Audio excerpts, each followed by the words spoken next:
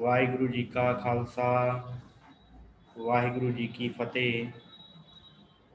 गुरु प्यारी गुरु सवारी साध संगत, आप जी इस ऑनलाइन गुरमत क्लास में जुड़ चुके हो,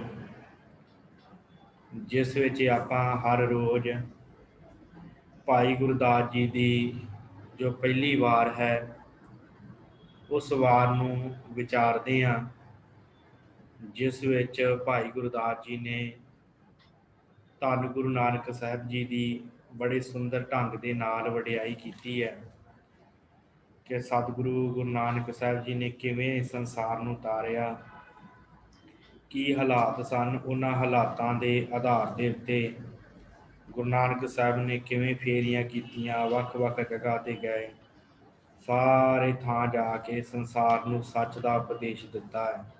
सतनाम का मंत्र हर पासे फैला दिता। ये सतगुरां की पहली वाहिगुरु भाई गुरदास जी की पहली वार है, जिहदे विच ये सारा बिरतांत भाई गुरदास जी ने दिता है। कल आपां तीर्थां की गल की सी साध संगत कि किवें तीर्थां दे उत्ते गुरु नानक साहब सच्चे पातशाह जी जाते आ, की उपदेश उत्थों के रहने वाले तीर्थ वासियों नूं दिंदे आ, जिहड़े सिर्फ तीर्थां ते कर्म कांडां दे विच फसे हुए सन। उन्हां नूं महाराज ने उपदेश दे करके किरतार्थ कीता कि किवें ओह इन्हां कर्मां नूं छड्ड के प्रेमा भगती वल आउण, क्योंकि प्रेमा भगती तो बिना परमेश्वर वाहिगुरू की प्राप्ति नहीं है। उस अकाल पुरख वाहिगुरू की प्राप्ति जिहड़ी है वह प्रेमा भगती के नाल ही हुंदी है। प्रेमा भगती तो बिना अकाल पुरख परमेश्वर नूं कोई भी नहीं पा सकता। ये सतगुरां ने धन गुरु नानक साहब जी ने कल उपदेश दिता सी उन्हां तीर्थ वासियों नूं, उन्हां लोकां नूं जिहड़े सिर्फ कर्म कांड नूं ही धर्म मानते सन। साध संगत कर्म कांड जिहड़े हुंदे ना, परमेश्वर के दर के उत्ते मनुख नूं नहीं लैके जाते, क्योंकि कर्म कांड जिहड़े आ उहदे विच फसिया होया मनुख जिहड़ा परमेश्वर नूं प्राप्त नहीं कर सकदा। उस वाहिगुरू नूं, अकाल पुरख नूं प्राप्त करन वास्ते, उस परमेश्वर तक पहुँच बनाउण वास्ते मनुख नूं जो है वो परमेश्वर अकाल पुरख सच्चे पातशाह दा प्रेम भगती दे नाल उस वाहिगुरू का जिहड़ा गुण गान गाउणा करना पैंदा है। ते जिहड़ा गुण गान मनुख प्रेमा भगती दे नाल करदा है, प्राप्ति उहनूं हुंदी है। ये सतगुरां ने धन गुरु नानक साहब सच्चे पातशाह जी ने उपदेश जिहड़ा सी वो कल दे इस पावन साध संगत जो पौड़ी सी भाई गुरदास जी की, ਉਹਦੇ अंदर भाई गुरदास जी ने दिता। तो अज जो पौड़ी आप जी की स्क्रीन उपर है, ਇਹਦੇ ਵਿੱਚ भाई गुरदास जी ने की दसना कीता है। आओ पहलों आपां इस पौड़ी नूं जिहड़ा है एक बारी मूल पाठ करके फिर उस तो बाद आपां जो है इस पौड़ी नूं विचारन का यतन करना है कि की भाई गुरदास जी बख्शिशां कर रहे हैं, की दसदे पे हैं। सो आओ आप सब संगत जिन्नी भी जुड़ चुके हो, सब संगत का धन्नवाद। सो की कहते ने भाई गुरदास जी बख्शिश करते हैं, जति सती चिर जीवने साधिक सिद्ध नाथ गुर चेले, देवी देव रखीसरा भैरो खेतर बाल बहु मेले, गण गंधर्व अपच्छरा किन्नर जख चलत बहु खेले, राकश दानो दैत लख अंदर दूजा भाव दुहेले, हौमै अंदर सब को डुबे गुरु सने बहु चेले, गुरमुख कोय न दिसई ढूंढे तीर्थ जात्री मेले, डिठे हिंदू तुर्क सब पीर पैगंबर कौम कतेले, अंधी अंधे कूही ठेले। भाई गुरदास जी ने दसिया, भाई गुरदास जी इस पौड़ी के अंदर जिन्हों का जिक्र करते ना साध संगत, उन्हों के हालात की सन, उन्हों के बारे भी आप जोड़ा वो जानना है। भाई गुरदास जी कहते जति सती चिर जीवने साधिक सिद्ध नाथ गुर चेले। ਕਿਹਨਾਂ ਦੀ ਗੱਲ ਕੀਤੀ ਹੈ? ਜਤੀਆਂ ਦੀ, ਸਤੀਆਂ ਦੀ, ਚਿਰ ਜੀਵਨੇ, ਚਿਰੰਜੀਵੀ ਹੁੰਦੇ ਜਿਹੜੇ। ਮਹਾਰਾਜ ਕਹਿੰਦੇ ਆ ਚਿਰੰਜੀਵੀ ਹੋ ਗਏ, ਜਤੀ ਹੋ ਗਏ, ਸਤੀ ਹੋ ਗਏ, ਜਿਹੜੇ ਜੰਗਲਾਂ 'ਚ ਫਿਰਨ ਵਾਲੇ ਚਿਰੰਜੀਵੀ ਉਹਨਾਂ ਨੂੰ ਕਹਿੰਦੇ ਆ। ਮਹਾਰਾਜ ਕਹਿੰਦੇ ਤਪ ਸਾਧਨਾ ਕਰਨ ਵਾਲੇ ਸਿੱਧ, ਨਾਥ, ਗੁਰੂ ਤੇ ਚੇਲੇ ਸਾਰੇ ਦੇ ਸਾਰੇ, ਕੰਨ ਪਾਟੇ ਜੋਗੀ ਜਿੰਨੇ ਵੀ ਹੋ ਗਏ ਆ, ਸਾਰੇ ਦੇ ਸਾਰੇ ਕਹਿੰਦੇ ਹਾਲਾਤ ਉਹਨਾਂ ਦੇ ਕੀ ਸੀ? ਦੇਵੀ ਦੇਵ ਰਖੀਸਰਾ, ਭੈਰੋ ਖੇਤਰਪਾਲ ਬਹੁ ਮੇਲੇ। ਫਿਰ ਦੇਵੀ ਜਿਹੜੇ ਆਪਣੇ ਆਪ ਨੂੰ ਦੇਵਤੇ ਗਿਣਦੇ ਸਨ, ਦੇਵੀਆਂ ਗਿਣਦੇ ਸਨ, ਉਹਨਾਂ ਦੇ ਹਾਲਾਤ, ਰਖੀਸਰ ਜਿਹੜੇ ਰਿਖੀ ਮੁਨੀ ਸਨ, ਦੇਵੀ ਦੇਵਤੇ, ਰਿਖੀਸੁਰ, ਖੇਤਰਪਾਲ ਨਾਮ ਦਾ ਇੱਕ ਸਾਧ ਸੰਗਤ ਮੰਨਿਆ ਜਾਂਦਾ ਹੈ ਦੇਵਤਾ ਖੇਤਰਪਾਲ। ਭੈਰੋ ਇੱਕ ਮੰਨਿਆ ਜਾਂਦਾ ਹੈ ਜਿੱਥੋਂ ਲੋਕ ਡਰਦੇ ਆ, ਖੇਤਰਪਾਲ ਤੋਂ ਵੀ ਲੋਕ ਡਰਦੇ ਆ। ਬਹੁ ਮੇਲੇ ਕਹਿੰਦੇ ਬੜੇ ਲੋਕ ਇਕੱਠੇ ਹੋ ਕੇ ਇਹਨਾਂ ਨੂੰ ਮੇਲ ਕਰਦੇ ਸੀ, ਇਹਨਾਂ ਨਾਲ, ਭਾਵ ਇਹਨਾਂ ਦੀ ਪੂਜਾ ਦੇ ਵਿੱਚ ਮਨੁੱਖ ਲੱਗੇ ਹੋਏ ਸਨ। ਖੇਤਰਪਾਲ ਦੀ, ਦੇਵੀਆਂ ਦੀ, ਦੇਵਤਿਆਂ ਦੀ ਪੂਜਾ, ਦਿਨ ਰਾਤ ਲੋਕ ਇਹਨਾਂ ਦੀ ਪੂਜਾ ਦੇ ਵਿੱਚ ਲੱਗੇ ਹੋਏ ਸਨ। ਫਿਰ ਉਸ ਤੋਂ ਬਾਅਦ ਅੱਗੇ ਭਾਈ ਗੁਰਦਾਸ ਜੀ ਕਹਿੰਦੇ ਆ, ਕਹਿੰਦੇ ਗਣ ਗੰਧਰਵ ਅਪੱਛਰਾ, ਕਿੰਨਰ ਜਖ ਚਲਿਤ ਬਹੁ ਖੇਲੇ। ਕਹਿੰਦੇ ਗਣ ਜਿਹੜੇ ਹੁੰਦੇ ਆ ਸਾਧ ਸੰਗਤ, ਉਹ ਜਿਹੜਾ ਹੈ ਨਾ ਸ਼ਿਵ ਜੀ ਦੇ ਜਿਹੜੇ ਚੇਲੇ ਆ, ਜਿਹੜੇ ਨੰਦੀ ਆਦਿ, ਉਹਨਾਂ ਨੂੰ ਗਣ ਕਿਹਾ ਜਾਂਦਾ। ਉਹਨਾਂ ਨੂੰ ਗਣ ਕਿਹਾ ਜਾਂਦਾ ਜਿਹੜੇ ਸ਼ਿਵ ਜੀ ਦੇ ਚੇਲੇ ਆ, ਜਿਵੇਂ ਨੰਦੀ ਬਲਦ ਆਦਿ ਜਿਹੜੇ ਉਹਦੀ ਸੇਵਾ 'ਚ ਰਹਿੰਦੇ ਆ। ਗੰਧਰਵ ਹੁੰਦੇ ਆ, ਇਹ ਵੀ ਸਾਧ ਸੰਗਤ ਗੰਧਰਵ ਜਿਹੜੇ ਆ, ਇਹ ਜਿਹੜੇ ਹੁੰਦੇ ਆ ਨਾ ਦੇਵਤੇ, ਇੰਦਰ ਦੇ ਦਰਬਾਰ ਦੇ ਵਿੱਚ ਗਾਉਣ ਵਾਲੇ ਨੂੰ ਗੰਧਰਵ ਕਿਹਾ ਜਾਂਦਾ। ਦੇਵਤਿਆਂ ਦੇ ਦਰਬਾਰਾਂ 'ਚ ਗਾਉਣ ਵਾਲੇ ਗੰਧਰਵ। ਅਪੱਛਰਾਂ ਦਾ ਅਰਥ ਕਰਾਂਗੇ ਸਾਧ ਸੰਗਤ ਜਿਹੜੀਆਂ ਪਰੀਆਂ ਹੁੰਦੀਆਂ, ਜਿਹੜੀਆਂ ਨੱਚਦੀਆਂ ਇੰਦਰ ਦੇ ਦਰਬਾਰ ਦੇ ਵਿੱਚ, ਉਹਨਾਂ ਨੂੰ ਅਪੱਛਰਾਂ ਕਿਹਾ ਜਾਂਦਾ। ਕਿੰਨਰ, ਤੇ ਕਿੰਨਰ ਵੀ ਸਾਧ ਸੰਗਤ ਇਹੀ ਜਾਤੀ ਦੇ ਨਾਲ ਸੰਬੰਧ ਰੱਖਦੇ ਆ। ਯਖ ਵੀ ਇਹਨਾਂ ਨਾਲ ਹੀ ਸੰਬੰਧ ਰੱਖਦੇ ਆ, ਕਿੰਨਰ ਯਖ ਜਿਹੜੇ ਭੂਤ ਪ੍ਰੇਤ ਜਿਨ੍ਹਾਂ ਨੂੰ ਆਪਾਂ ਕਹਿ ਦਿੰਦੇ ਹਾਂ। ਚਲਿਤ ਬਹੁ ਖੇਲੇ, ਕਹਿੰਦੇ ਕਈ ਤਰ੍ਹਾਂ ਦੇ ਖੇਲ, ਜਾਦੂਗਰ ਆਦਿ ਜਿਹੜੇ ਸਨ ਉਸ ਸਮੇਂ ਇੱਥੇ ਪ੍ਰਚਲਿਤ ਸਨ। ਇਸ ਧਰਤੀ ਦੇ ਉੱਤੇ ਇਹਨਾਂ ਦੀ ਪੂਜਾ ਬੜੇ ਵੱਡੇ ਪੱਧਰ ਦੇ ਉੱਤੇ ਪ੍ਰਚਲਿਤ ਸੀ। ਇਹਨਾਂ ਸਾਰਿਆਂ ਦੀ, ਗੰਧਰਵਾਂ ਦੀ, ਅਪੱਛਰਾਂ ਦੀ, ਤਰ੍ਹਾਂ ਤਰ੍ਹਾਂ ਦੇ ਦੇਵੀ ਦੇਵਤਿਆਂ ਨੂੰ ਲੋਕ ਮਨਾਉਂਦੇ ਸਨ। ਇਹ ਕੁਛ ਇਸ ਸੰਸਾਰ ਦੇ ਉੱਤੇ ਹੋ ਰਿਹਾ ਸੀ। ਰਾਕਸ਼ ਦਾਨੋ ਦੈਤ ਲੱਖ, ਅੰਦਰ ਦੂਜਾ ਭਾਵ ਦੇਹਲੇ।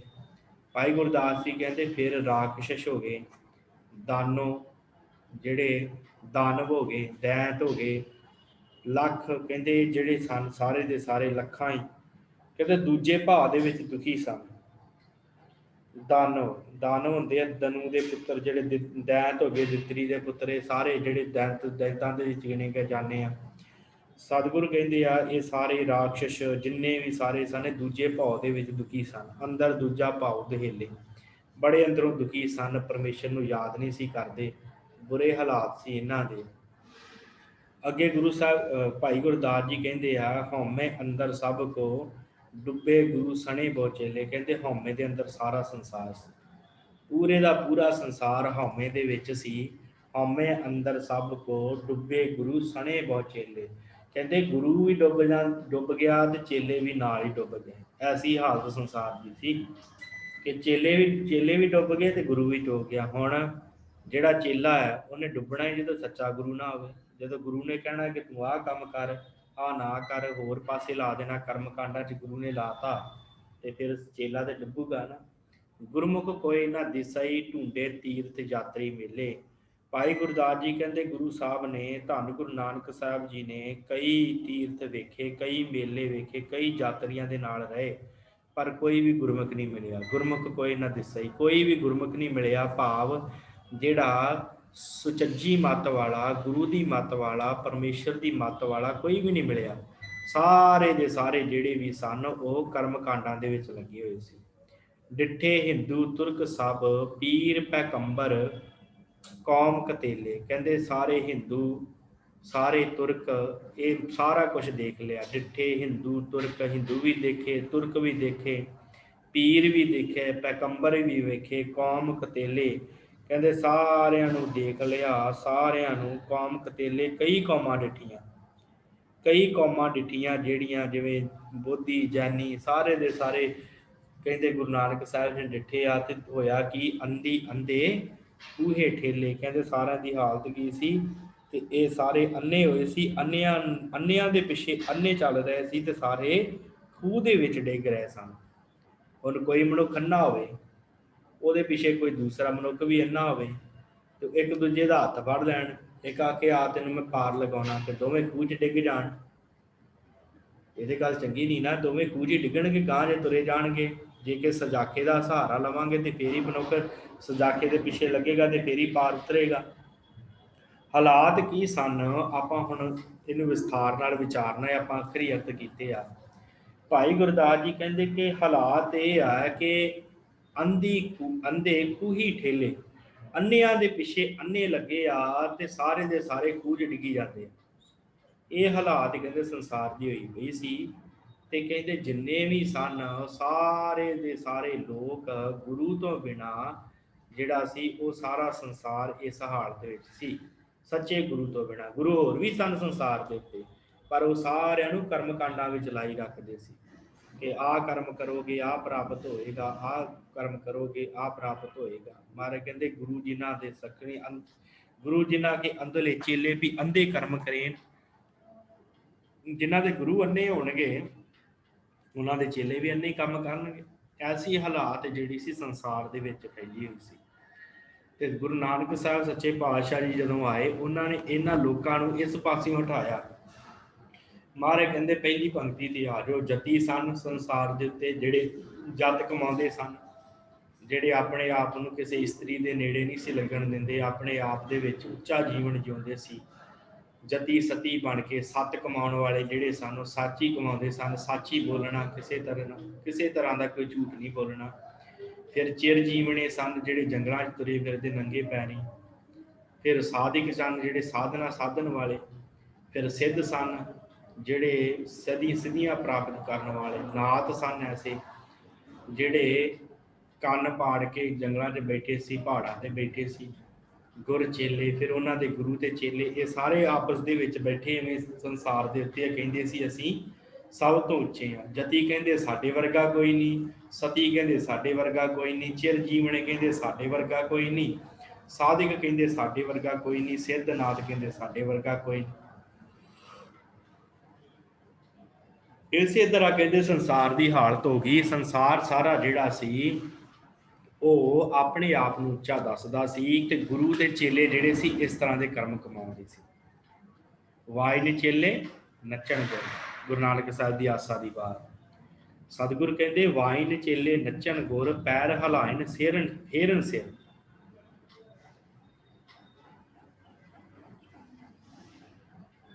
ਪੈਰ ਹਲਾਇਨ ਫੇਰਨ ਸਿਰ, ਉੱਡ ਉੱਡ ਰਾਵਾ ਝਾਟੇ ਪਾਏ, ਵੇਖੈ ਲੋਕ ਹੱਸੇ ਘਰ ਜਾਏ।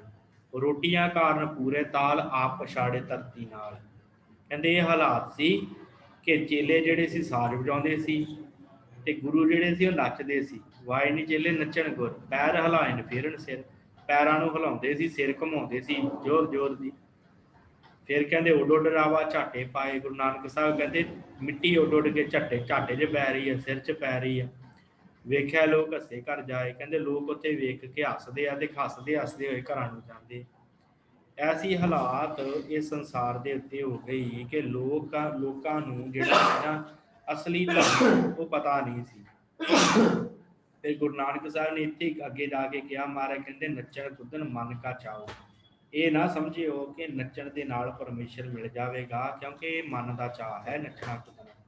ਸਿਰ ਘਮਾਉਣੇ, ਨੱਚਣਾ ਕੁੱਦਣਾ, ਇਹ ਸਾਰੇ ਕਰਮ ਕਾਂਡ ਜਿਹੜੇ ਮਨ ਦਾ ਸ਼ੌਂਕ ਹੋ ਸਕਦਾ ਹੈ, ਪਰ ਪਰਮੇਸ਼ਰ ਨੂੰ ਮਿਲਣ ਵਾਸਤੇ ਨਾਨਕ ਜਿਨ ਮਨ ਭਾਓ ਤਿੰਨਾ ਮਨ ਭਾਓ। ਮਹਾਰਾਜ ਕਹਿੰਦੇ ਜੇ ਪਰਮੇਸ਼ਰ ਨੂੰ ਮਿਲਣਾ ਹੈ ਤੇ ਮਨ ਦੇ ਵਿੱਚ ਭਾਓ, ਪਰਮੇਸ਼ਰ ਦਾ ਡਰ ਲੈ ਕੇ ਆ। ਤੇ ਜਦੋਂ ਪਰਮੇਸ਼ਰ ਦਾ ਡਰ ਆ ਗਿਆ ਫਿਰ ਤੇਰੇ ਮਨ 'ਚ ਪਰਮੇਸ਼ਰ ਪ੍ਰਤੀ ਪ੍ਰੇਮ ਵੀ ਆਏਗਾ। ਪਰ ਜੇ ਤੂੰ ਕਵੇਂ ਕਿ ਨੱਚਣ ਦੇ ਨਾਲ, ਕੁੱਦਣ ਦੇ ਨਾਲ, ਸਿਰ ਫੇਰਨ ਦੇ ਨਾਲ ਪਰਮੇਸ਼ਰ ਮਿਲ ਜੇ, ਇਸ ਤਰ੍ਹਾਂ ਸਤਿਗੁਰਾਂ ਨੇ ਕਿਹਾ ਸੀ ਨਹੀਂ ਹੋਣਾ। ਇਹ ਸਤਿਗੁਰਾਂ ਨੇ ਉਪਦੇਸ਼ ਸੰਸਾਰ ਦੇ ਲੋਕਾਂ ਨੂੰ ਦਿੱਤਾ, ਉਹਨਾਂ ਗੁਰੂਆਂ ਨੂੰ ਦਿੱਤਾ ਜਿਹੜੇ ਆਪਣੇ ਚੇਲਿਆਂ ਨੂੰ ਇਹੋ ਜਿਹੇ ਕਰਮ ਕਾਂਡਾਂ 'ਚ ਲਾਈ ਰੱਖਦੇ ਸੀ। ਆਪ ਵੀ ਲੱਗੇ ਸੀ ਤੇ ਦੂਸਰਿਆਂ ਨੂੰ ਵੀ ਲਾਈ ਰੱਖਦੇ। ਵੇਖੋ ਵੇਖੀ ਜਗਤ ਜਿਹੜਾ ਸੀ ਇੱਕ ਦੂਜੇ ਦੇ ਪਿੱਛੇ ਲੱਗਾ ਹੋਇਆ ਸੀ। ਫਿਰ ਉਸ ਤੋਂ ਬਾਅਦ ਅਗਲੀ ਪੰਕਤੀ ਜਾ ਜੋ, ਦੇਵੀ ਦੇਵ ਰਖੀਸਰਾ ਭੈਰੋ ਖੇਤਰ ਬਾਰ ਬਾ ਮੇਲੇ। ਸੰਸਾਰ ਕੀ ਕਰਦਾ ਸੀ, ਕਿਸੇ ਦਾ ਕੋਈ ਦੇਵਤਾ ਬਣ ਗਿਆ, ਕਿਸੇ ਦੀ ਕੋਈ ਦੇਵੀ ਬਣ ਗਈ, ਕੋਈ ਕਿਸੇ ਰਖੀਸ਼ਵਰ ਨੂੰ, ਕਿਸੇ ਰਿਸ਼ੀ ਨੂੰ ਪੂਜੀ ਜਾਂਦਾ ਸੀ, ਕੋਈ ਭੈਰੋ ਨੂੰ ਪੂਜੀ ਜਾਂਦਾ। ਭੈਰੋ ਇੱਕ ਦੇਵਤਾ ਆਇਆ ਬੜਾ ਵਿਕਰਾਲ, ਜਿਹਦਾ ਵਾਣ ਕਹਿੰਦੇ ਕੁੱਤਾ ਹੈ। ਕਿ ਖੇਤਰਪਾਲ ਦੀ ਅਜੇ ਵੀ ਬੜਾ ਸਾਧ ਸੰਗਤ ਪੰਜਾਬ ਦੇ ਪਿੰਡਾਂ ਦੇ ਵਿੱਚ ਅਜੇ ਵੀ ਇਹਦਾ ਬੜਾ ਡਰ ਹੈ। ਕਹਿੰਦੇ ਹੁੰਦੇ ਵੀ ਇਹਦਾ ਨਾਮ ਹੀ ਨਾ ਲਓ। ਆਪ ਜੀ ਜੇ ਪੰਜਾਬ ਦੇ ਨਾਲ ਬਜ਼ੁਰਗ ਸੰਬੰਧ ਰੱਖਦੇ ਹੋਣਗੇ, ਉਹਨਾਂ ਨੂੰ ਪਤਾ ਹੈ ਕਿ ਉਹ ਕਹਿੰਦੇ ਹੁੰਦੇ ਕਿ ਨਾਮ ਹੀ ਨਾ ਲਓ ਉਹਦਾ ਪੀਰ ਦਾ। ਕਹਿੰਦੇ ਕਿਉਂ ਪੀਰ ਉਹਦਾ ਨਾਂ ਕਿਉਂ ਨਾ ਲਓ? ਕਹਿੰਦੇ ਜੀ ਉਹ ਜਦੋਂ ਨਾਮ ਲਈਦਾ ਉਦੋਂ ਹੀ ਬੰਦੇ 'ਚ ਵੜ ਜਾਂਦਾ। ਇਸ ਤਰ੍ਹਾਂ ਦੀਆਂ ਜਿਹੜੀਆਂ ਅਵਧਾਰਨਾ ਜਿਹੜੀਆਂ ਬਣੀਆਂ ਹੋਈਆਂ ਸੀ, ਹੁਣ ਵੀ ਖੈਰ ਹੈਗੀਆਂ। ਇਹ ਤੇ ਜਿਹੜੇ ਗੁਰਬਾਣੀ ਨਾਲ ਜੁੜ ਜਾਂਦੇ ਆ ਤੇ ਉਹਦੇ ਗੁਰੂ ਉਹਨਾਂ 'ਤੇ ਕਿਰਪਾ ਕਰਦਾ, ਉਹਨਾਂ ਦੇ ਗਲੋਂ ਬਲਾਵਾਂ ਲੈ ਜਾਂਦੀਆਂ। ਨਹੀਂ ਤੇ ਲੋਕ ਭਰਮ ਦੇ ਵਿੱਚ ਇਵੇਂ ਲੱਗੇ ਰਹਿੰਦੇ ਆ। ਕਹਿੰਦੇ ਦੇਵੀ, ਕੋਈ ਦੇਵੀਆਂ ਨੂੰ ਪੂਜੀ ਜਾਂਦਾ ਸੀ, ਕੋਈ ਦੇਵਤਿਆਂ ਨੂੰ ਪੂਜੀ ਜਾਂਦਾ ਸੀ, ਕੋਈ ਬ੍ਰਹਮਾ ਨੂੰ ਪੂਜਣ ਲੱਗ ਪਿਆ, ਕੋਈ ਸ਼ਿਵ ਜੀ ਨੂੰ ਪੂਜਣ ਲੱਗ ਪਿਆ, ਕੋਈ ਕਿਸੇ ਨੂੰ ਪੂਜਣ ਲੱਗ ਪਿਆ। ਪਰ ਪਰਮੇਸ਼ਰ ਦੀ ਗੱਤ ਜਿਹੜੀ ਸੀ ਉਹ ਕਿਸੇ ਨੇ ਨਹੀਂ ਜਾਣੀ। ਪਰਮੇਸ਼ਰ ਵਾਹਿਗੁਰੂ ਦੀ ਗੱਤ ਕਿਸੇ ਨੇ ਨਹੀਂ ਜਾਣੀ। ਵਾਹਿਗੁਰੂ ਵੱਲ ਕਿਸੇ ਦਾ ਧਿਆਨ ਨਹੀਂ, ਅਕਾਲ ਪੁਰਖ ਵੱਲ। ਉਸ ਇੱਕ ਸੱਚੇ ਪਾਤਸ਼ਾਹ ਨੂੰ ਤੇ ਕੋਈ ਨਹੀਂ ਸੀ ਸਿਮਰਦਾ। ਸਾਰੇ ਦੇ ਸਾਰਾ ਜਿਹੜਾ ਸੰਸਾਰ ਸੀ ਉਹ ਇਹਨਾਂ ਦੇਵੀ ਦੇਵਤਿਆਂ ਵੱਲ ਹੀ ਲੱਗਾ ਹੋਇਆ ਸੀ। ਤੇ ਸਤਿਗੁਰਾਂ ਨੇ ਕਿਹਾ ਨਾ ਆਪਣੀ ਜਪਜੀ ਬਾਣੀ ਦੇ ਅੰਦਰ, ਆਪਾਂ ਰੋਜ਼ ਪੜ੍ਹਦੇ ਹਾਂ ਨਿਤਨੇਮ ਵੇਲੇ, ਮਹਾਰਾਜ ਕਹਿੰਦੇ ਕਿ ਏਕਾ ਮਾਈ ਜੁਗਤ ਵਿਆਈ, ਤਿੰਨ ਚੇਲੇ ਪ੍ਰਵਾਨ, ਇੱਕ ਸੰਸਾਰੀ। ਸੰਸਾਰੀ ਕੌਣ ਹੈ ਸਾਧ ਸੰਗਤ? ਜਿਹੜਾ ਬ੍ਰਹਮਾ ਵਾਹਿਗੁਰੂ। ਜਿਹੜਾ ਸੰਸਾਰੀ ਹੈ ਉਹ ਹੈ ਵਿਸ਼ਨੂੰ। ਇੱਕ ਸੰਸਾਰੀ, ਇੱਕ ਭੰਡਾਰੀ ਵਾਹਿਗੁਰੂ। ਜਿਹੜਾ ਸੰਸਾਰੀ ਉਹ ਬ੍ਰਹਮਾ ਹੈ ਜਿਹਨੇ ਸੰਸਾਰ ਨੂੰ ਪੈਦਾ ਕੀਤਾ। ਇੱਕ ਸੰਸਾਰੀ, ਇੱਕ ਭੰਡਾਰੀ। ਇੱਕ ਭੰਡਾਰੀ ਹੈ ਜਿਹੜਾ ਰਾਸ਼ਨ ਦਿੰਦਾ ਸਾਰਿਆਂ ਨੂੰ, ਉਹ ਇਹਨਾਂ ਨੇ ਸਾਰਿਆਂ ਲੋਕਾਂ ਨੇ ਮੰਨਿਆ ਸੀ ਕਿ ਵਿਸ਼ਨੂੰ ਆ। ਇੱਕ ਲਾਏ ਦੀਬਾਨ। ਦੀਬਾਨ ਦਾ ਅਰਥ ਹੁੰਦਾ ਹੈ ਮਾਰਨਾ, ਕਾਲ। ਕਹਿੰਦੇ ਕਿ ਇੱਕ ਮਾਰਨ ਵਾਲਾ, ਇੱਕ ਰੱਖਣ ਵਾਲਾ। ਇਸੇ ਤਰ੍ਹਾਂ ਲੋਕ ਪੂਜਾ ਕਰਦੇ ਸੀ। ਕੋਈ ਬ੍ਰਹਮਾ ਨੂੰ ਪੂਜੀ ਜਾਂਦਾ ਸੀ ਤੇ ਕੋਈ ਸ਼ਿਵ ਜੀ ਨੂੰ ਪੂਜੀ ਜਾਂਦਾ ਸੀ ਤੇ ਕੋਈ ਵਿਸ਼ਨੂੰ ਨੂੰ ਪੂਜੀ ਜਾਂਦਾ ਸੀ ਕਿ ਇਹੀ ਸਾਨੂੰ ਦੇਣ ਵਾਲੇ ਆ। ਫਿਰ ਉਸ ਤੋਂ ਬਾਅਦ ਗੁਰੂ ਸਾਹਿਬ ਨੇ ਉਪਦੇਸ਼ ਦਿੱਤਾ। ਮਹਾਰਾਜ ਕਹਿੰਦੇ ਇੱਕ ਸੰਸਾਰੀ, ਇੱਕ ਭੰਡਾਰੀ, ਇੱਕ ਲਾਏ ਦੀਵਾਨ।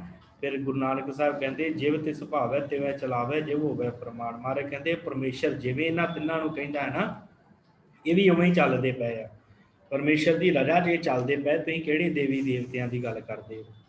ਇਸ ਤਰ੍ਹਾਂ ਸਤਿਗੁਰਾਂ ਨੇ ਸੰਸਾਰ ਨੂੰ ਇਸ ਪਾਸਿਓਂ ਹਟਾਇਆ। ਦੇਵੀ ਦੇਵ ਰਖੀਸਰਾ, ਕੋਈ ਦੇਵੀਆਂ ਦੇ ਪਿੱਛੇ, ਕੋਈ ਦੇਵਤਿਆਂ ਦੇ ਪਿੱਛੇ, ਕੋਈ ਰਖੀਸਰਾਂ ਦੇ ਪਿੱਛੇ ਲੱਗਾ ਸੀ, ਕੋਈ ਖੇਤਰਪਾਲ ਨੂੰ ਪੂਜੀ ਜਾਂਦਾ ਸੀ, ਕੋਈ ਭੈਰੋ ਨੂੰ ਪੂਜੀ ਜਾਂਦਾ ਸੀ। ਮਹਾਰਾਜ ਕਹਿੰਦੇ ਕਿਹੜਿਆਂ ਦੇ ਪਿੱਛੇ ਲੱਗੇ? ਇਹਨਾਂ ਨੂੰ ਛੱਡ ਕੇ ਅਕਾਲ ਪੁਰਖ ਨੂੰ ਪੂਜੋ। ਗਣ ਗੰਧਰਵ ਅਪਛਰਾ, ਕਿੰਨਰ ਜਖ ਚਲਤ ਬਹੁ ਖੇਲੇ। ਕਹਿੰਦੇ ਫਿਰ ਗਣ ਗੰਧਰਵ ਅਪਛਰਾ, ਇਹ ਪਦਵੀਆਂ ਵਾ ਸਾਧ ਸੰਗਤ। ਗਣ ਬਣਨਾ, ਗੰਧਰਵ ਬਣਨਾ, ਅਪਛਰਾ ਬਣਨਾ, ਕਿੰਨਰ ਯਖ, ਇਹ ਸਾਰਾ ਕੁਝ ਬਣਨਾ ਇੱਕ ਪਦਵੀ ਦੇ ਤੌਰ ਤੇ। ਤੇ ਇਹ ਲੋਕ ਜਿਹੜੇ ਸੀ ਉਹ ਕਹਿੰਦੇ ਸੀ ਕਿ ਮੈਂ ਸ਼ਿਵ ਜੀ ਦਾ ਗਣ ਬਣ ਜਾਵਾਂ, ਇੰਨੀ ਭਗਤੀ ਕਰਾਂ ਸ਼ਿਵ ਜੀ ਦੀ ਕਿ ਸ਼ਿਵ ਜੀ ਦੇ ਦਰਬਾਰ ਦੇ ਵਿੱਚ ਜਾ ਕੇ ਤੇ ਮੈਂ ਸ਼ਿਵ ਜੀ ਦੇ ਦਰਬਾਰ ਤੇ ਕੇ ਖੜ ਜਾਵਾਂ ਤੇ ਉੱਥੇ ਉਹਦਾ ਗਣ ਬਣ ਕੇ ਉਹਦੀ ਸੇਵਾ ਕਰਾਂ। ਗੰਧਰਵ ਬਣਾ ਤੇ ਮੈਂ ਦੇਵਤਿਆਂ ਦੇ ਜਾ ਕੇ ਦਰਬਾਰ 'ਚ ਕੀਰਤਨ ਕਰਾਂ ਜਾਂ ਗਾਵਾਂ। ਤੇ ਕੋਈ ਕਹਿੰਦਾ ਸੀ ਮੈਂ ਅਪਛਰਾ ਬਣ ਕੇ ਤੇ ਇੰਦਰ ਦੇ ਦਰਬਾਰ ਦੇ ਵਿੱਚ ਜਿਹੜਾ ਸੀ ਨਾਚ ਕਰਾਂ। ਇਸੇ ਤਰ੍ਹਾਂ ਕੋਈ ਕਿੰਨਰ ਚਾਹੁੰਦਾ ਸੀ, ਕੋਈ ਯੱਖ ਬਣਨਾ ਚਾਹੁੰਦਾ ਸੀ। ਚਲਤ ਬਹੁ ਖੇਲੇ, ਇਹਦੇ ਵਾਸਤੇ ਸਾਰੇ ਖੇਲ ਖੇਡਦੇ ਸੀ। ਪਰਮੇਸ਼ਰ ਦੀ ਤੇ ਗਾਤੀ ਨਹੀਂ ਜਾਣੀ ਸੀ। ਹਰ ਕੋਈ ਇਵੇਂ ਦਾ ਚਾਹੁੰਦਾ ਸੀ ਕਿ ਮੈਨੂੰ ਸਵਰਗ ਪ੍ਰਾਪਤ ਹੋ ਜਾਵੇ ਤੇ ਉਸ ਸਵਰਗ ਦੇ ਵਿੱਚ ਸਾਨੂੰ ਇਹ ਪਦਵੀਆਂ ਪ੍ਰਾਪਤ ਹੋ ਜਾਣ। ਪਰਮੇਸ਼ਰ ਦੀ ਗੱਤ ਨਹੀਂ ਨਾ ਜਾਣੀ, ਹਰ ਕੋਈ ਇਸ ਤਰ੍ਹਾਂ ਲੱਗਾ ਸੀ। ਰਾਕਸ਼ ਦਾਨੋ ਦੈਤ ਲੱਖ, ਅੰਦਰ ਦੂਜਾ ਪਾਉ ਦਹੇਲੇ। ਕਹਿੰਦੇ ਰਾਕਸ਼ਾਂ ਵਰਗੀਆਂ ਬਿਰਤੀਆਂ ਹੋ ਗਈਆਂ ਸੰਸਾਰ ਦੀਆਂ, ਦਾਨਵ ਬਣ ਗਏ ਲੋਕ, ਦੈਤ ਬਣ ਗਏ ਤੇ ਅੰਦਰ ਦੂਜਾ ਭਾਵ ਪੈਦਾ ਹੋ ਗਿਆ। ਜਦ ਦੂਜਾ ਭਾਵ ਪੈਦਾ ਹੁੰਦਾ ਤੇ ਫਿਰ ਮਨੁੱਖ ਰਾਕਸ਼ਾਂ ਵਰਗਾ ਹੀ ਹੈ। ਫਿਰ ਪਰਮੇਸ਼ਰ ਨੂੰ ਜਦੋਂ ਭੁੱਲਦਾ ਹੈ, ਅਕਾਲ ਪੁਰਖ ਨੂੰ ਭੁੱਲਦਾ ਹੈ। ਕਹਿੰਦੇ ਕਿ ਇਸ ਤਰ੍ਹਾਂ ਦੀ ਹਾਲਤ ਸੰਸਾਰ ਦੀ ਹੋ ਗਈ। ਫਿਰ ਭਾਈ ਗੁਰਦਾਸ ਜੀ ਕਹਿੰਦੇ ਆ ਹਉਮੈ ਅੰਦਰ ਸਭ ਕੋ ਡੁੱਬੇ ਗੁਰੂ ਸਣੇ ਬਹੁ ਚੇਲੇ। ਕਹਿੰਦੇ ਹਉਮੈ ਦੇ ਅੰਦਰ ਸਾਰਾ ਸੰਸਾਰ ਡੁੱਬਦਾ ਪਿਆ ਸੀ, ਗੁਰੂ ਵੀ ਤੇ ਚੇਲੇ ਵੀ ਡੁੱਬਦੇ ਪਏ ਸੀ। ਇਹੋ ਜਿਹੇ ਹਾਲਾਤ ਹੋ ਗਏ ਸੀ ਸੰਸਾਰ ਦੇ ਉੱਤੇ। ਲੋਕ ਤਰ੍ਹਾਂ ਤਰ੍ਹਾਂ ਦੇ ਖੇਡ ਤਮਾਸ਼ੇ ਦਿਖਾਉਂਦੇ ਸੀ ਦੂਸਰਿਆਂ ਨੂੰ ਆਪਣੇ ਵੱਲ ਆਕਰਸ਼ਿਤ ਕਰਨ ਵਾਸਤੇ। ਜਦੋਂ ਗੁਰੂ ਨਾਨਕ ਸਾਹਿਬ ਜੀ ਬੰਗਾਲ ਗਏ ਨਾ, ਤੇ ਆਪ ਜੀ ਨੇ ਪ੍ਰਸੰਗ ਸੁਣਿਆ ਹੋਵੇਗਾ ਕਿ ਕਿਵੇਂ ਨੂਰ ਸ਼ਾਹ ਜਿਹੜੀ ਜਾਦੂਗਰਨੀ ਸੀ ਉਹਨੇ ਭੇਡੂ ਬਣਾਤਾ ਸੀ ਭਾਈ ਮਰਦਾਨਾ ਜੀ ਨੂੰ। ਉਹਦੇ ਕੋਲ ਤਰਾਟਕ ਸ਼ਕਤੀਆਂ ਸਨ। ਸਾਧ ਸੰਗਤ, ਤਰਾਟਕ ਸ਼ਕਤੀ ਹੁੰਦੀ ਆ ਜੋ ਬੜੇ ਹੀ ਯਤਨਾਂ ਦੇ ਨਾਲ ਪ੍ਰਾਪਤ ਹੁੰਦੀ ਆ। ਤਰਾਟਕ ਸ਼ਕਤੀ ਕਹਿੰਦੇ। ਆਪਣਾ ਮਨ ਇਕਾਗਰ ਕਰਕੇ ਮੱਥੇ ਦੇ ਵਿੱਚੋਂ ਉਹ ਸ਼ਕਤੀ ਪੈਦਾ ਹੁੰਦੀ ਹੈ। ਉਹ ਤਰਾਟਕ ਸ਼ਕਤੀ ਦੇ ਨਾਲ ਉਹਨੇ ਭਾਈ ਮਰਦਾਨਾ ਜੀ ਨੂੰ ਭੇਡੂ ਬਣਾਤਾ। ਤੇ ਭਾਈ ਮਰਦਾਨਾ ਜੀ ਭੇਡੂ ਬਣ ਕੇ ਗੁਰੂ ਨਾਨਕ ਸਾਹਿਬ ਨੂੰ ਯਾਦ ਕਰਦੇ, ਫਿਰ ਗੁਰੂ ਨਾਨਕ ਸਾਹਿਬ ਜਾ ਕੇ ਉਹਦਾ ਕਲਿਆਣ ਕਰਦੇ। ਬੜਾ ਕੁਝ ਕੀਤਾ ਇਸ ਨੂਰ ਸ਼ਾਹ ਜਾਦੂਗਰਨੀ ਨੇ। ਗੁਰੂ ਨਾਨਕ ਸਾਹਿਬ ਜੀ ਨੂੰ ਤਰ੍ਹਾਂ ਤਰ੍ਹਾਂ ਦੇ ਚੋਜ ਦਿਖਾਏ, ਪਰ ਗੁਰੂ ਨਾਨਕ ਸਾਹਿਬ ਸੱਚੇ ਪਾਤਸ਼ਾਹ ਜਿਨ੍ਹਾਂ ਨੇ ਸਾਰੇ ਸੰਸਾਰ ਨੂੰ ਬਣਾਇਆ, ਉਹਨਾਂ ਦੇ ਉੱਤੇ ਕੀ ਚੱਲਦੀ ਹੈ। ਬੜਾ ਕੁਝ ਕੀਤਾ। ਫਿਰ ਗੁਰੂ ਨਾਨਕ ਸਾਹਿਬ ਨੇ ਉਹਨੂੰ ਉਪਦੇਸ਼ ਦਿੱਤਾ, ਨਾਲੇ ਉਹਨੂੰ ਸੁਧਾਰਿਆ। ਉਹਨੂੰ ਕਿਹਾ ਭਾਈ ਸੰਸਾਰ ਦੇ ਵਿੱਚ ਪ੍ਰੇਮਾ ਭਗਤੀ ਤੋਂ ਬਿਨਾਂ ਕੁਝ ਵੀ ਨਹੀਂ ਹੈ। ਜੇ ਤੂੰ ਕਵੇਂ ਕਿ ਮੈਨੂੰ ਇੰਨੀਆਂ ਰਿੱਧੀਆਂ ਸਿੱਧੀਆਂ ਪ੍ਰਾਪਤ ਕਰਕੇ ਮੈਂ ਸੰਸਾਰ ਦੇ ਲੋਕਾਂ ਨੂੰ ਆਪਣੇ ਪਿੱਛੇ ਲਾਣਾ, ਇਸ ਤਰ੍ਹਾਂ ਤੇਰੀ ਗਤੀ ਨਹੀਂ ਹੋਣੀ। ਜੇ ਤੂੰ ਸੁਧਰਨਾ ਹੈ, ਜੇ ਕੁਝ ਕਰਨਾ ਹੈ, ਤੇ ਤੂੰ ਪਰਮੇਸ਼ਰ ਵਾਹਿਗੁਰੂ ਨੂੰ ਸਿਮਰ, ਉਸ ਅਕਾਲ ਪੁਰਖ ਨੂੰ ਸਿਮਰ, ਤੇਰਾ ਕੁਝ ਬਣ ਜਾਏਗਾ। ਫਿਰ ਇਸ ਨੂਰ ਸ਼ਾਹ ਜਾਦੂਗਰਨੀ ਦਾ ਵੀ ਉਦਾਹਰ ਹੋਇਆ। ਇਸੇ ਤਰ੍ਹਾਂ ਗੁਰੂ ਨਾਨਕ ਸਾਹਿਬ ਨੇ ਕੌਡੇ ਰਾਖਸ਼ ਵਰਗਿਆਂ ਨੂੰ ਵੀ ਤਾਰਿਆ। ਜਦੋਂ ਭਾਈ ਮਰਦਾਨਾ ਕਹਿੰਦੇ, ਸਾਧ ਸੰਗਤ ਬੜੀ ਸੁੰਦਰ ਸਾਖੀ ਹੈ ਕੌਡੇ ਰਾਖਸ਼ ਵਾਲੀ, ਕਿ ਇਹ ਕੌਡਾ ਰਾਖਸ਼ ਨਹੀਂ ਸੀ ਕਹਿੰਦੇ ਪਹਿਲੋਂ, ਕਿ ਇਹ ਨਾ ਆਪਣੇ ਗੁਰੂ ਦੇ ਅੱਗੇ ਬੋਲਦਾ ਬੜਾ ਸੀ, ਬਹੁਤ ਬੋਲਦਾ ਹੁੰਦਾ ਸੀ। ਪਿਛਲੇ ਜਨਮ ਦੇ ਵਿੱਚ ਇਹਨੇ ਬੜਾ ਬੋਲਿਆ ਕਰਨਾ। ਵਾਹਿਗੁਰੂ ਕਹਿੰਦੇ ਬਹੁਤ ਬੋਲਣਾ, ਤੇ ਇਹਦੇ ਗੁਰੂ ਨੇ ਨੂੰ ਸ਼ਰਾਪ ਦੇਤਾ। ਕਹਿੰਦੇ ਕਿ ਕੀ ਤੂੰ ਰਾਖਸ਼ਾਂ ਵਾਲੇ ਕਰਮ ਕਰਦਾ ਹੈ, ਖਾਣ ਵੱਲ ਤੇ ਤੇਰਾ ਧਿਆਨ ਰਹਿੰਦਾ, ਬੋਲਣ ਵੱਲ ਰਹਿੰਦਾ, ਤੂੰ ਰੱਬ ਨੂੰ ਸਿਮਰਦਾ ਨਹੀਂ। ਇਹਦਾ ਗੁਰੂ ਜਿਹੜਾ ਸੀ ਉਹ ਬੜਾ ਪਹੁੰਚਿਆ ਹੋਇਆ ਸੀ। ਇਹਨੂੰ ਪਤਾ ਲੱਗ ਗਿਆ ਕਿ ਹੁਣ ਜੇ ਗੁਰੂ ਮੇਰੇ ਨੇ ਮੈਨੂੰ ਬਚਨ ਦੇ ਦਿੱਤਾ ਤੇ ਹੁਣ ਮੈਂ ਰਾਖਸ਼ ਬਣਨਾ ਹੀ ਬਣਨਾ। ਇਹਨੇ ਆਪਣੇ ਗੁਰੂ ਨੂੰ ਕਿਹਾ ਕਿ ਮੈਨੂੰ ਕਲਿਆਣ ਦਾ ਸਾਧਨ ਵੀ ਦੱਸੋ ਮਹਾਰਾਜ, ਮੈਂ ਕਿਵੇਂ ਆਪਣਾ ਕਲਿਆਣ ਕਰਵਾਵਾਂ, ਮੇਰੀ ਗਤੀ ਕਿਵੇਂ ਹੋਏਗੀ।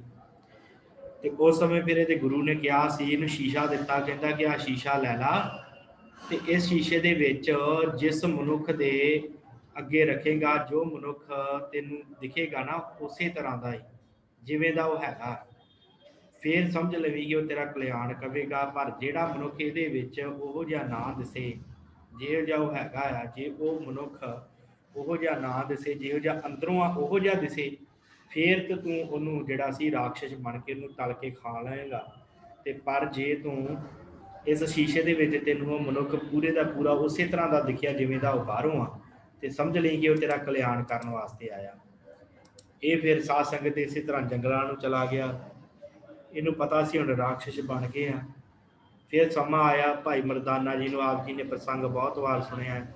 ਭਾਈ ਮਰਦਾਨਾ ਜੀ ਨੂੰ ਭੁੱਖ ਲੱਗੀ ਹੈ, ਤੇ ਕਹਿੰਦੇ ਮਹਾਰਾਜ ਤੂੰ ਤੇ ਕੁਝ ਨਾ ਖਾਣਾ ਨਾ ਪੀਣਾ, ਮੇਰਾ ਤੇ ਬੁਰਾ ਹਾਲ ਆ, ਮੈਂ ਨਹੀਂ ਤੇਰੇ ਨਾਲ ਜਾਣਾ। ਤੇ ਵਾਪਸ ਮੁੜ ਗਏ ਆ। ਤੇ ਰਾਹ 'ਚ ਫਿਰ ਫੜ ਲਿਆ ਇਸ ਕੌਡੇ ਰਾਖਸ਼ ਨੇ। ਤੇਲ ਦੇ ਕੜਾਹੇ 'ਚ ਜਦੋਂ ਪਾਉਣ ਲੱਗਾ, ਤੇ ਗੁਰੂ ਨਾਨਕ ਸਾਹਿਬ ਨੂੰ ਫਿਰ ਆਜ਼ਾਦ ਕੀਤਾ ਹੈ ਭਾਈ ਮਰਦਾਨਾ ਜੀ। ਫਿਰ ਭਾਈ ਮਰਦਾਨਾ ਜੀ ਨੇ ਜਦੋਂ ਯਾਦ ਕੀਤਾ, ਤੇ ਫਿਰ ਸਤਿਗੁਰੂ ਗੁਰੂ ਨਾਨਕ ਸਾਹਿਬ ਉੱਥੇ ਪਹੁੰਚੇ ਆ। ਸਤ ਕਰਤਾਰ ਕਹਿ ਕੇ, ਕਹਿੰਦੇ ਭਾਈ ਬਾਲਾ ਜੀ ਵੀ ਨਾਲ ਸਨ। ਸਤ ਕਰਤਾਰ ਕਹਿ ਕੇ ਜਦੋਂ ਉੱਥੇ ਪਹੁੰਚੇ ਆ, ਉਸ ਸਮੇਂ ਜਿਹੜਾ ਸੀ ਬੜਾ ਭੁੱਖਾ ਸੀ। ਤੇ ਗੁਰੂ ਨਾਨਕ ਸਾਹਿਬ ਨੇ ਉਸ ਸਮੇਂ ਫਿਰ ਜਦੋਂ ਸਤ ਕਰਤਾਰ ਕਿਹਾ, ਤੇ ਉਹ ਜਿਹੜਾ ਤਪਤ ਕੜਾਹਾ ਬੁਝ ਗਿਆ ਗੁਰ ਸੀਤਲ ਨਾਮ ਦੀ, ਉਹ ਜਿਹੜਾ ਤਪਦਾ ਹੋਇਆ ਕੜਾਇਆ ਜਿਹੜਾ ਸੀ ਉਹ ਵੀ ਠੰਡਾ ਪੈ ਗਿਆ ਤੇਲ ਵਾਲਾ। ਬੜਾ ਹੈਰਾਨ ਹੋਇਆ ਕੌਡਾ ਰਾਖਸ਼। ਇਹਨੇ ਫਿਰ ਉਹ ਸ਼ੀਸ਼ਾ ਜਿਹੜਾ ਦੇ ਗੁਰੂ ਨੇ ਦਿੱਤਾ ਸੀ, ਉਹ ਗੁਰੂ ਨਾਨਕ ਸਾਹਿਬ ਦੇ ਅੱਗੇ ਰੱਖਿਆ। ਜਦੋਂ ਵੇਖਿਆ ਕਿ ਤੇ ਉਹੀ ਮਨੁੱਖ ਆ ਜਿਹਦੇ ਤੋਂ ਮੇਰੀ ਕਲਿਆਣ ਹੋਣੀ ਹੈ, ਫਿਰ ਦੋਵੇਂ ਹੱਥ ਜੋੜ ਕੇ ਗੁਰੂ ਨਾਨਕ ਸਾਹਿਬ ਦੇ ਚਰਨੀ ਪਿਆ। ਫਿਰ ਸਤਿਗੁਰਾਂ ਨੇ ਐਸੇ ਰਾਖਸ਼ਾਂ, ਐਸੇ ਦਾਨਵਾਂ ਦਾ ਜਿਹੜਾ ਸੀ ਉਧਾਰ ਕੀਤਾ, ਇਹਨਾਂ ਨੂੰ ਵੀ ਆਪਣੇ ਚੇਲੇ ਬਣਾਇਆ। ਇਸੇ ਤਰ੍ਹਾਂ ਸੰਸਾਰ ਦੇ ਵਿੱਚ ਕਈ ਐਸੀਆਂ ਸਾਖੀਆਂ ਸਾਨੂੰ ਪ੍ਰਚਲਿਤ ਮਿਲ ਜਾਂਦੀਆਂ ਗੁਰੂ ਨਾਨਕ ਸਾਹਿਬ ਨਾਲ ਰਿਲੇਟਡ, ਜਿੱਥੇ ਸਤਿਗੁਰਾਂ ਨੇ, ਆਪਾਂ ਪੜ੍ਹਦੇ ਹਾਂ ਨਾ ਗੁਰਬਾਣੀ ਦਾ ਵਾਕ ਹੈ, ਸਤਿਗੁਰੂ ਕਹਿੰਦੇ ਆ ਕਿ ਪਸ਼ੂ ਪ੍ਰੇਤ ਮੁਗਧ ਕੋ ਤਾਰੇ ਪਾਹਣ ਪਾਰ ਉਤਾਰੇ, ਕਿ ਗੁਰੂ ਜਿਹੜਾ ਪਸ਼ੂਆਂ ਵਰਗੀਆਂ ਪ੍ਰੇਤਾਂ ਵਰਗਿਆਂ ਨੂੰ ਪਾਰ ਉਤਾਰ ਦਿੰਦਾ। ਐਸੇ ਜੀਵਨ ਵਾਲਿਆਂ ਨੂੰ, ਡਿੱਗੇ ਹੋਏ ਜੀਵਨ ਵਾਲਿਆਂ ਨੂੰ ਧੰਨ ਗੁਰੂ ਨਾਨਕ ਸਾਹਿਬ ਸੱਚੇ ਪਾਤਸ਼ਾਹ ਜੀ ਨੇ ਪਾਰ ਉਤਾਰਿਆ। ਐਸੀ ਸਤਿਗੁਰਾਂ ਨੇ ਸਾਰਿਆਂ ਦੇ ਉੱਤੇ ਜਿਹੜੀ ਹੈ ਉਹ ਕਿਰਪਾ ਕੀਤੀ। ਫਿਰ ਸਾਧ ਸੰਗਤ ਕਹਿੰਦੇ ਕਿ ਦੂਜੇ ਭਾਉ ਦੇ ਵਿੱਚ ਸਾਰੇ ਫਿਰਦੇ ਸਨ, ਹਉਮੈ ਅੰਦਰ ਸਭ ਕੋ ਡੁੱਬੇ ਗੁਰੂ ਸਣੇ ਬਹੁ ਚੇਲੇ। ਕਹਿੰਦੇ ਕਿ ਜਿਹੜੇ ਗੁਰੂ ਸਨ ਉਹ ਆਪਣੇ ਚੇਲਿਆਂ ਦੇ ਸਮੇਤ ਡੁੱਬ ਗਏ।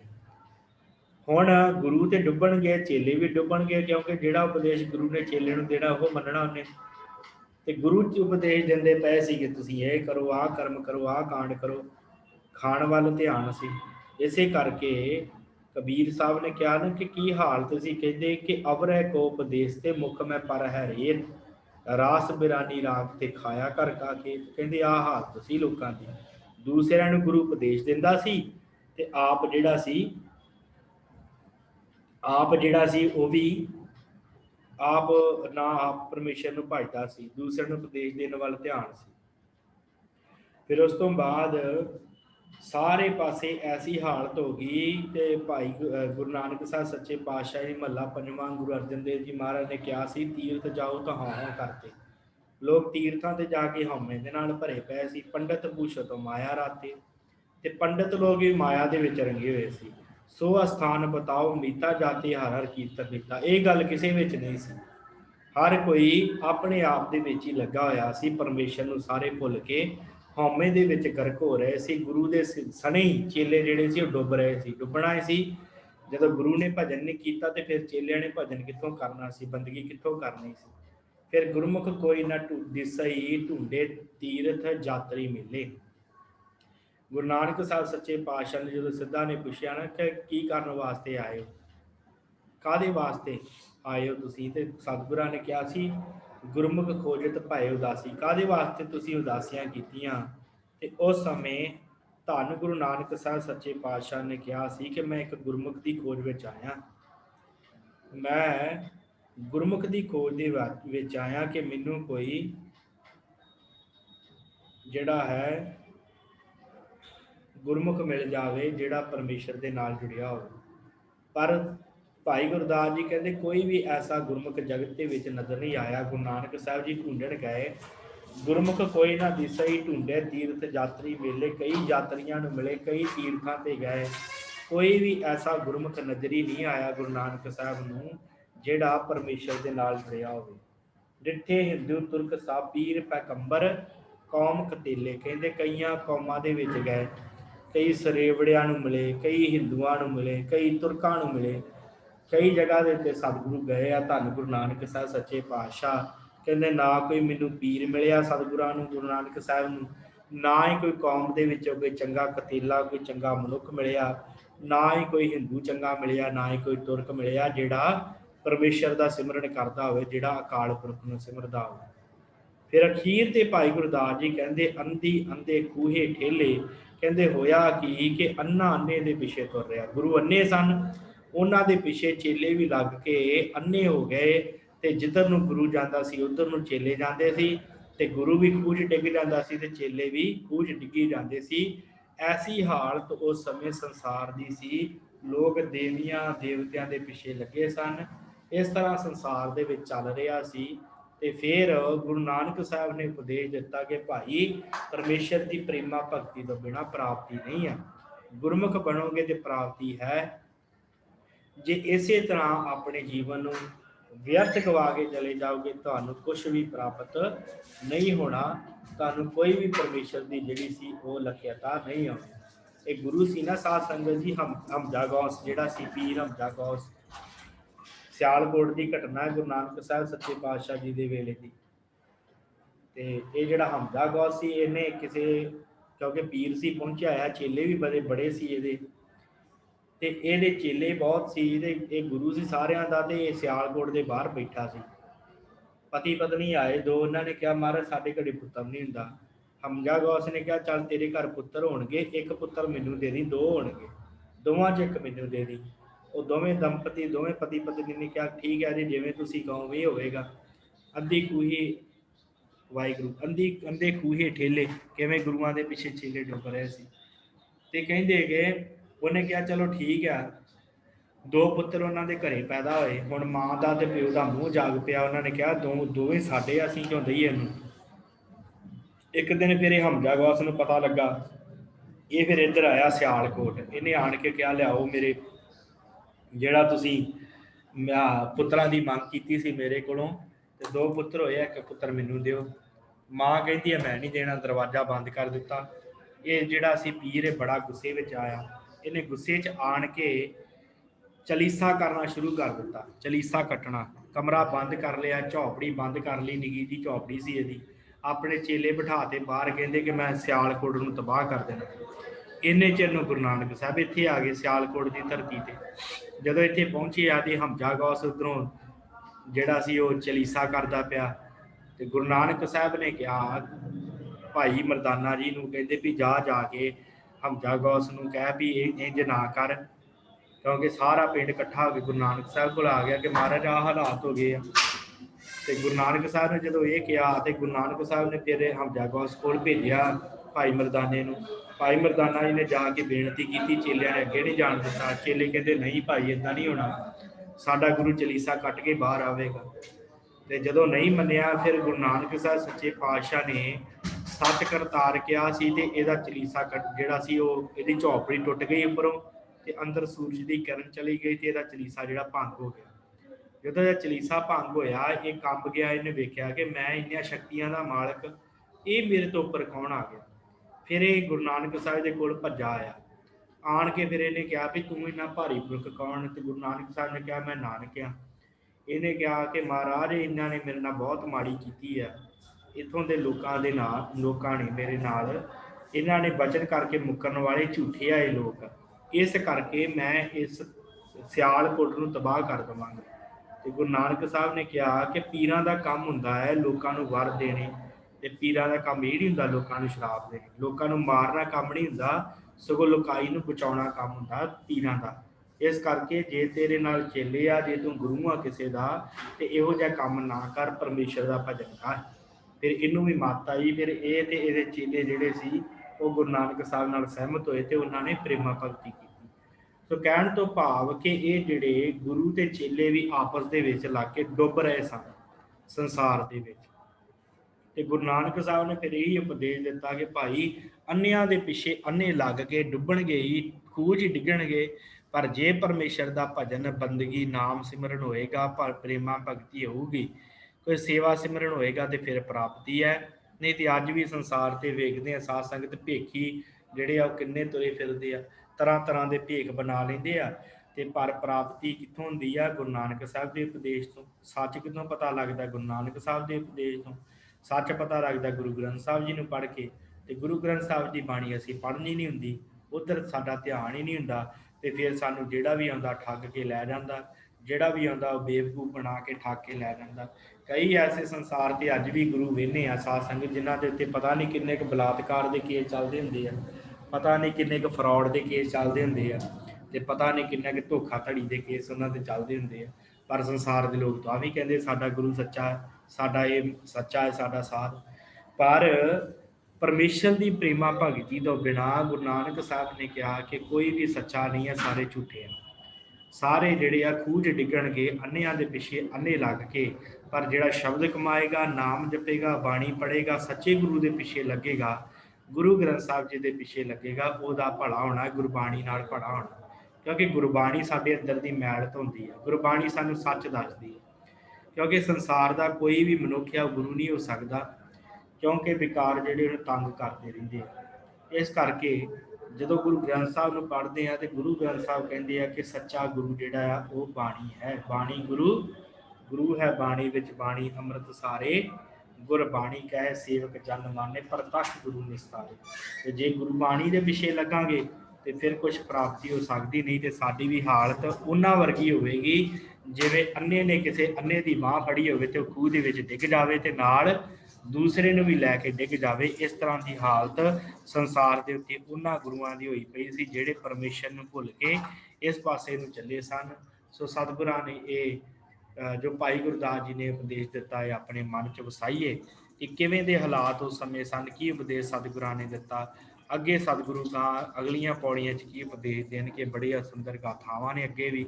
ਕਿਵੇਂ ਸਤਿਗੁਰੂ ਗੁਰੂ ਨਾਨਕ ਸਾਹਿਬ ਸੱਚੇ ਪਾਤਸ਼ਾਹ ਜੀ ਮੱਕੇ ਜਾਂਦੇ ਆ, ਪੀਰਾਂ ਕੋਲ ਜਾਂਦੇ ਆ, ਤੀਰਥਾਂ ਤੇ ਜਾਂਦੇ ਆ, ਸਿੱਧਾਂ ਦੇ ਕੋਲ ਜਾਂਦੇ ਆ। ਉਹ ਸਾਰੀਆਂ ਵਾਰਤਾਵਾਂ ਆਉਣ ਵਾਲੀਆਂ ਕਲਾਸਾਂ 'ਚ ਆਉਣਗੀਆਂ। 26 ਪੌੜੀਆਂ ਹੋ ਗਈਆਂ ਨੇ। ਸੋ ਇੰਨੀਆਂ ਕਾਬ ਜੀ ਨੇ ਬੇਨਤੀਆਂ ਪ੍ਰਵਾਨ ਕਰਨੀਆਂ। ਹੋਈਆਂ ਬੇਅੰਤ ਭੁੱਲਾਂ ਚੁੱਕਾਂ ਦੀ ਖਿਮਾ ਭੁੱਲ ਚੁੱਕ ਮਾਫ ਕਰਨੀ। ਇਸੇ ਤਰ੍ਹਾਂ ਸ਼ਾਮ ਦੀ ਕਲਾਸ ਆਪਾਂ ਸੰਥਿਆ ਦੀ ਚੱਲ ਰਹੀ ਹੈ 4:45 ਤੇ। ਫਿਰ ਉਸ ਤੋਂ ਬਾਅਦ ਸ਼ਾਮ ਦੀ ਕਥਾ ਜੋ ਹੈ ਗੁਰ ਇਤਿਹਾਸ ਦੀ ਨਾਨਕਵਾੜੀ ਵਿਖੇ ਚੱਲ ਰਹੀ ਹੈ।